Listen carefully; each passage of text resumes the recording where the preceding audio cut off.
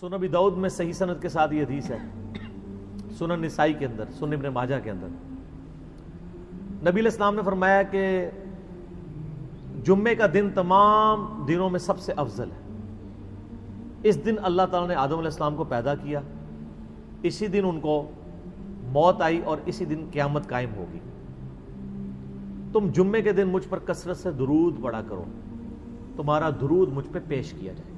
اللہم صلی علی محمد وعلی آل محمد۔ یہ حدیث یہاں ختم نہیں ہوتی ہے،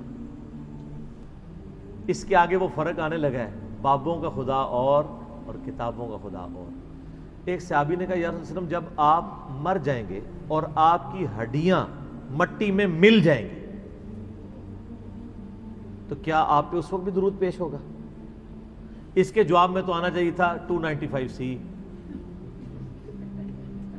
وہ بابے تو لگاتے ہیں، آپ سوال کر کے دیکھ لیں، لیکن سر 295C نہیں آئی، کیونکہ وہ کتابوں کے خدا کا تعارف کروانے والی ہستی تھی اور کتابیں امت کو دے کے جا رہی تھی۔ آپ علیہ السلام نے فرمایا کہ بے شک اللہ تعالیٰ نے حرام کیا ہے مٹی کے لیے کہ وہ نبیوں کے جسموں کو کھائے۔ اس سے آپ علیہ السلام نے نہ کوئی غصہ کھایا، کوئی اور الفاظ موجود نہیں ہے کہ آپ کا چہرہ سرخ ہو گیا، یہ ہو گیا وہ۔ آپ نے ایک عقیدے کی بات بھی بتا دی۔ آپ مجھے بتائیں، آج کوئی مسلمان کسی مولوی سے جا کے کہہ سکتا ہے کہ بھی نبی علیہ السلام تو قبر مبارک میں ان کی ہڈیاں مٹی میں مل چکی ہیں، تو ہم یہ جو سلام عرض کرتے ہیں یہ کیسے آپ تک پہنچتا ہے؟ تو وہ کیا اس کے ماتھے پہ بل نہیں آئے گا؟ لیکن ہمارے سامنے کیسے کیسے لوگ آتے ہیں دہریہ قسم کے بھی، آ کے سوال کرتے ہیں ہمارے ماتھے پہ بل نہیں آتا، اس لیے کہ دائی کا یہ کام نہیں ہے کہ غصہ کھائے، اس کا کام ہے کہ وہ جو وسوسے اس وقت کی پریزنٹ ورلڈ میں چل رہے ہیں ان کو ایڈریس کریں۔ تو آپ کو پتہ چل جائے گا کہ بابوں کا خدا اور ہے یا یہ چیک کرنا ہے، تو یہ آپ حدیث لے کے جا کے اس حدیث کو آپ ذہن میں رکھیں اور آپ حدیث بیان کیے بغیر ڈائریکٹ اس طرح کا سوال کریں۔ اگر آپ واپس آنے میں کامیاب ہو گئے تو ہم انشاءاللہ آپ کو یعنی ہار ڈال کے ریسیو کر لیں گے کہ ہاں جی آپ کی بات ہضم ہو گئی ہے۔ یہ ان کا یعنی ظرف ہی نہیں ہے۔ اس طریقے سے بخاری مسلم میں حدیث ہے، دونوں میں نبی علیہ السلام نے ظہر یا عصر کی نماز تھی، ایک دفعہ 2 رکعت پڑھا کے سلام پھیر دیا۔ اچھا، نماز سلام پھیر کے آپ مسجد سے باہر نکلے، جب نکل رہے تھے تو ایک صحابی جن کا نام تھا ذوالیدین، 2 ہاتھوں والا، 2 ہاتھ تو ساروں کے ہوتے ہیں، ان کے ہاتھ ذرا بڑے سائز کے تھے، تو ان کا ہاتھ 2 ہاتھوں والا نام پڑا ہوا تھا۔ تو انہوں نے کہا یا رسول اللہ صلی اللہ علیہ وآلہ وسلم، کیا نماز کم ہو گئی ہے یا آپ بھول گئے ہیں؟ چونکہ اس ٹائم علم غیب کا عقیدہ کوئی نہیں تھا، یہ والا ایک تو علم غیب کا عقیدہ جو اللہ سکھاتا ہے وہ تو ٹھیک ہے، ورنہ تو ان لوگوں نے کہا تھا کہ نبی علیہ السلام کو وہ تو بھول سکتے ہی نہیں ہے، کیسے ہو سکتا ہے؟ تو اچھا، اس سے اگلی بات سنیں، نبی علیہ السلام نے اس کے جواب میں کیا کہا، اس سے 50 عقیدے اور کلیئر ہو جائیں گے۔ آپ نے فرمایا کہ نہ تو نماز کام ہوئی ہے اور نہ میں بھولا ہوں، حالانکہ آپ بھول چکے ہوئے تھے۔ اگر نماز کام نہیں ہوئی ہے تو پھر آپ نے 2 رکعتیں کیوں پڑھائی تھی؟ بھول گئے تھے، اور آپ کو یہ بھی نہیں پتا تھا کہ میں بھولا ہوں۔ Point to be noted. پھر آپ علیہ السلام نے کوئی جذباتی ڈاکٹرائن نہیں کھڑی کی، آپ نے یہ بات کرنے کے بعد پھر آپ کو گمان ہوا کہ ہو سکتا ہے یہ صحیح کہہ رہا ہو۔ آپ نے باقی صاحب سے پوچھا کہ یہ صحیح کہہ رہا ہے؟ صاحب نے کہا یا رسول اللہ صحیح کہہ رہا ہے۔ آپ علیہ السلام فرمایا دیکھو میں بھی ایک انسان ہوں، جس طرح تم لوگ بھولتے ہو میں بھی بھول جاتا ہوں، اگر میں بھول جایا کروں تو مجھے تم اس طرح لقمہ دے دیا کرو۔ آپ علیہ السلام واپس آئے، آپ نے 2 رکعتیں اور پڑھی، اینڈ پہ سجدہ صاحب کیا، اور پھر فرمایا کہ اگر اس طرح کوئی بھول جائے تو 2 سجدے نکال لے اور اس کے سے اس کی نماز کمپلیٹ ہو جائے گی۔ اب آپ اس میں دیکھیں، نبی علیہ السلام فرمایا کہ میں نہ بھولا ہوں نہ نماز کم ہوئی ہے، حالانکہ آپ بھول چکے تھے، 4 کی بجائے آپ نے 2 پڑھا دی تھی۔ اس سے بھی ایک عقیدہ کلیئر ہوا۔ دوسرا فرمایا میں بھی ایک انسان ہوں، جس طرح تم بھولتے ہو میں ویسے بھول جاتا ہوں۔ یہ جو انہوں نے کہانیاں کرائی ہیں نا کہ آپ علیہ السلام کو اللہ بلاتا تھا امت کو سکھانے کے لیے، یہ بیچ میں خود ہی ایڈ کر لیا ہوا ہے۔ آپ نے یہ نہیں فرمایا، آپ نے فرمایا میں باقی انسانوں کی طرح میں بھی بھولتا ہوں۔ اور یہ پلی لیتے ہیں قرآن کی اس آیت سے، سَنُقْرِئُكَ فَلَا تَنْسَىٰ إِلَّا مَا شَاءَ اللَّهُ، اور وہ آیت تو قرآن کے ناسخ و منسوخ کے بارے میں ہے. یہ نہیں ہے کہ حضور جب بھی بولتے تھے تو اللہ تعالیٰ سکھاتا, مطلب وہ حضور علیہ السلام کو اللہ تعالیٰ بلاتا. جب آپ خود بول کے کہہ رہے ہیں کہ میں بھی باقی انسانوں کی طرح بھول جاتا ہوں, تو اب آپ نبی علیہ السلام پہ جھوٹ باندھنا چاہ رہے ہیں, تو اپنا مقام دوزخ میں دیکھ لیں. بخاری مسلم کی حدیث ہے, جس نے مجھ پہ جھوٹ باندھا تو وہ عام معاملہ نہیں ہے, وہ اپنا مقام دوزخ میں دیکھ لیں. وہ خود سے ہی نا سٹوریاں ایڈ کر دیتے ہیں. صحیح بخاری میں حدیث ہے, نبی علیہ السلام ایک دفعہ فجر کے وقت صحابہ کہتے ہیں نماز پڑھانے آئے, مسجد میں داخل ہوئے تو پھر آپ واپس نکل گئے.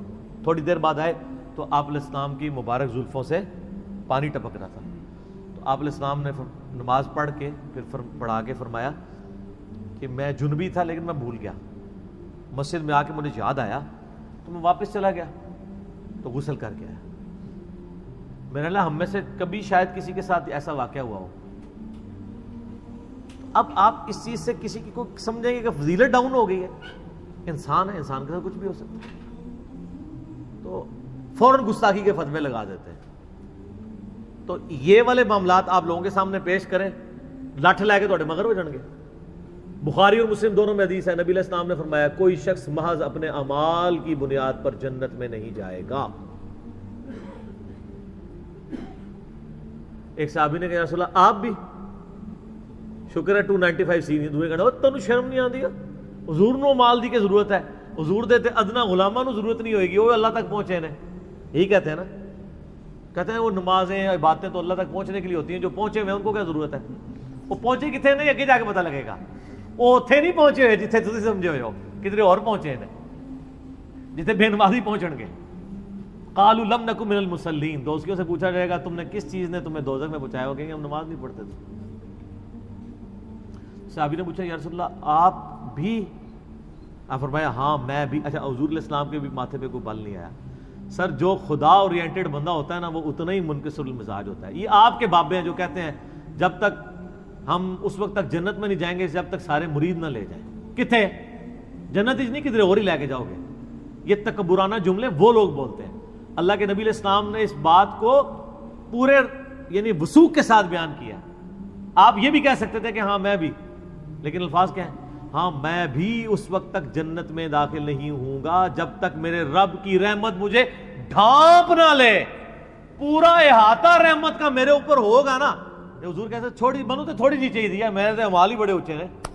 یہ پوائنٹ نوٹ کیا, ایویں جس کو کہتے ہیں تکے دی ضرورت ہے, میں خود ہی ایڈا اونچا ہاں تے چلو تھوڑی جی برکت سے شرک ختم کرنے کے لیے تھوڑی جی رحمت چاہیے.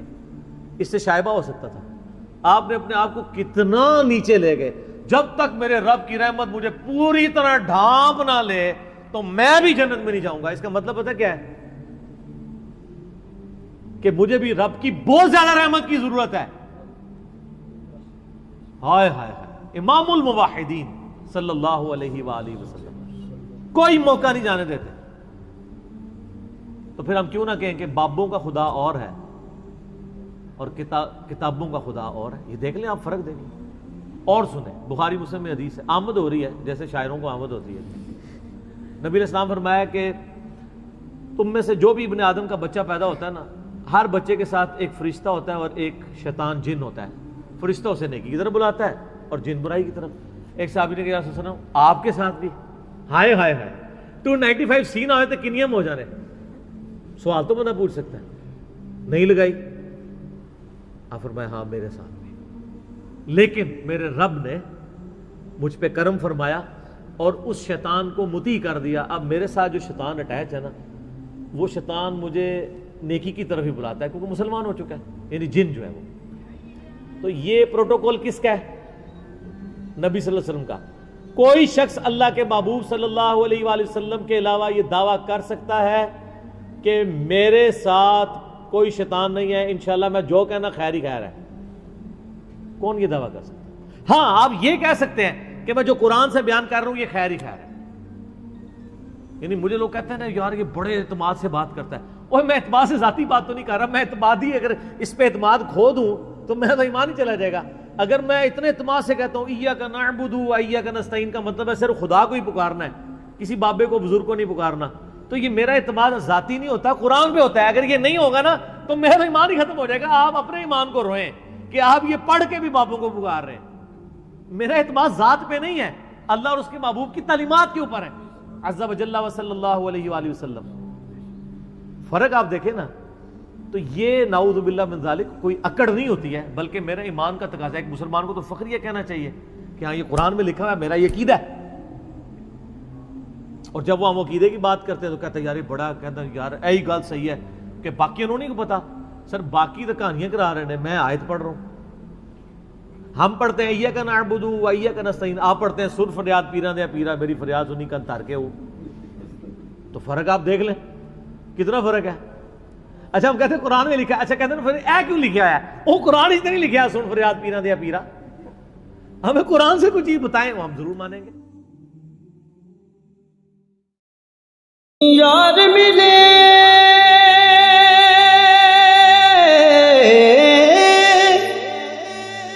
دلدار ملے